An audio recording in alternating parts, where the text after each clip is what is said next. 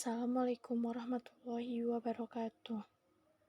Nama saya Safa Mutia Rengganis dari kelas Manajemen H. Saya akan menjelaskan tentang kompensasi. Kompensasi mengandung arti yang lebih luas daripada upah atau gaji. Upah atau gaji lebih menekankan pada balas jasa yang bersifat finansial. Sedangkan kompensasi mencakup balas jasa finansial maupun non-finansial. Kompensasi merupakan pemberian balas jasa baik secara langsung berupa uang maupun tidak langsung berupa penghargaan. Menurut Filippo dalam bukunya Principles of Personal Management, kompensasi adalah harga untuk jasa yang diterima atau diberikan oleh orang lain bagi kepentingan seseorang atau badan hukum. Dassler dalam bukunya Manajemen Sumber Daya Manusia menyatakan kompensasi adalah setiap bentuk pembayaran atau imbalan yang diberikan kepada karyawan dan timbul dari dipekerjakannya karyawan itu. Kompensasi mempunyai dua aspek. Pertama, pembayaran keuangan langsung dalam bentuk upah, gaji, insentif, komisi, dan bonus. Dan kedua, pembayaran tidak langsung dalam bentuk tunjangan keuangan seperti asuransi dan uang liburan yang dibayarkan perusahaan. 1. Gaji. Balas jasa yang dibayar secara periodik kepada karyawan, tetap balas jasa dalam bentuk uang yang diterima karyawan sebagai konsekuensi dari kedudukannya sebagai seorang karyawan yang memberikan sumbangan tenaga dan pikiran dalam mencapai tujuan perusahaan. 2. Jasa yang dibayarkan kepada pekerja harian dengan berpedoman pada perjanjian yang disepakati, imbalan finansial langsung yang dibayarkan kepada karyawan berdasarkan jam kerja, jumlah barang yang dihasilkan atas banyaknya pelayanan yang diberikan. 3. Bonus, tambahan yang diberikan kepada karyawan atas pekerjaannya yang baik dan menguntungkan perusahaan. Bonus bisa digunakan sebagai penghargaan terhadap pencapaian tujuan spesifik yang ditetapkan oleh perusahaan atau untuk dedikasinya kepada perusahaan. 4. Insentif. Tambahan balas jasa yang diberikan kepada karyawan tertentu yang prestasinya di atas prestasi standar imbalan langsung yang dibayarkan kepada karyawan karena kinerjanya melebihi standar yang ditentukan.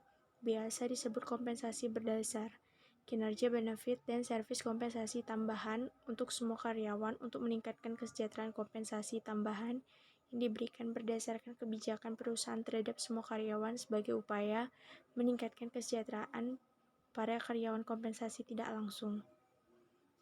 5. Tunjangan. Sejumlah uang yang diberikan atau dialokasikan secara rutin untuk tujuan tertentu. Pada industri konstruksi, tunjangan dapat berupa sejumlah uang yang dialokasikan pada item tertentu pada suatu pekerjaan sebagai bagian dari keseluruhan kontrak. 6. Fixed benefit merupakan salah satu bentuk pemberian kompensasi berupa penyediaan paket benefit dan program-program pelayanan karyawan dengan maksud pokok untuk mempertahankan keberadaan karyawan sebagai anggota organisasi dalam jangka panjang. Kalau upah dan gaji merupakan kompensasi langsung karena berkaitan dengan prestasi kerja, maka kompensasi pelengkap merupakan kompensasi tidak langsung berkaitan dengan prestasi kerja.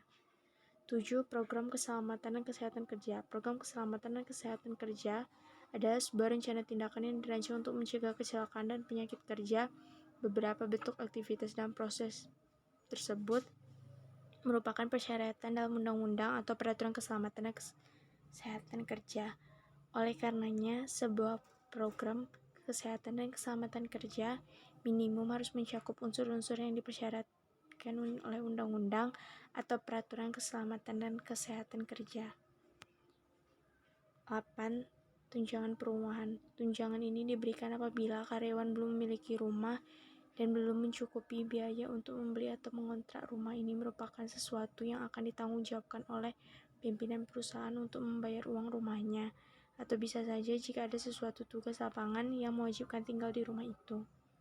9. Tunjangan kesehatan. Tunjangan yang paling umum diberikan perusahaan kepada karyawan setelah gaji. Kini pemerintah mewajibkan perusahaan mendaftarkan karyawannya untuk memiliki asuransi pada BPJS Kesehatan. Besaran tunjangan kesehatan akan disesuaikan dengan risiko kecelakaan kerja.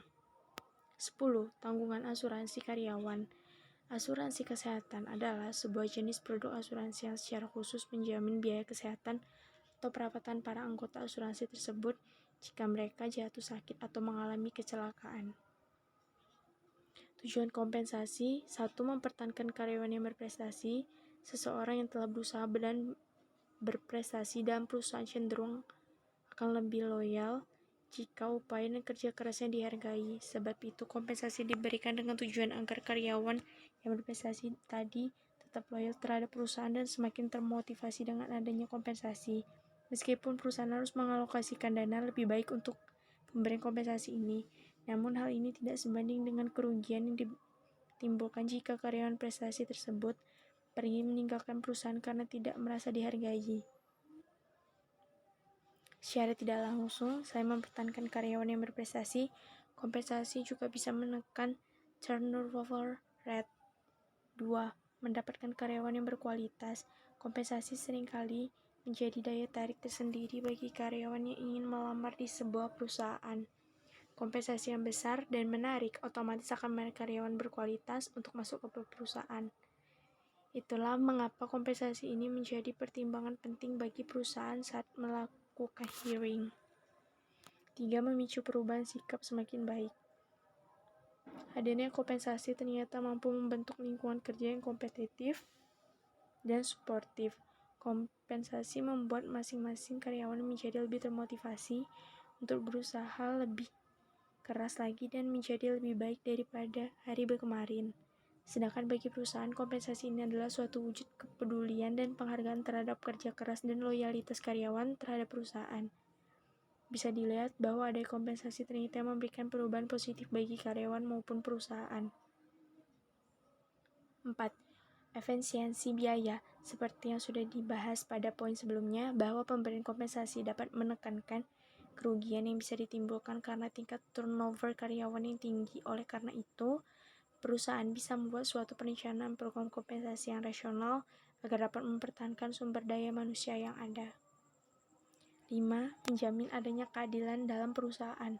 Tujuan selanjutnya yaitu menjamin adanya keadilan dalam perusahaan antara manajemen dan karyawan. Kompensasi menjadi sebuah bentuk balas jasa perusahaan atas segala sesuatu yang telah dilakukan karyawan untuk perusahaan. Oleh karena itu, keadilan dalam pemberian upah, bonus, insentif, dan sebagainya perlu dipertimbangkan. 6. Memenuhi administrasi legalitas.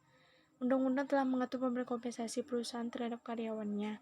Hal ini berkaitan dengan legalitas perusahaan sehingga setiap perusahaan harus memenuhinya. Pemberian kompensasi terhadap karyawan ini menjadi aspek pemenuhan administrasi legalitas oleh perusahaan terhadap pemerintah. Sekian video pembelajaran tentang kompensasi. Mohon maaf bila ada kesalahan. Assalamualaikum warahmatullahi wabarakatuh.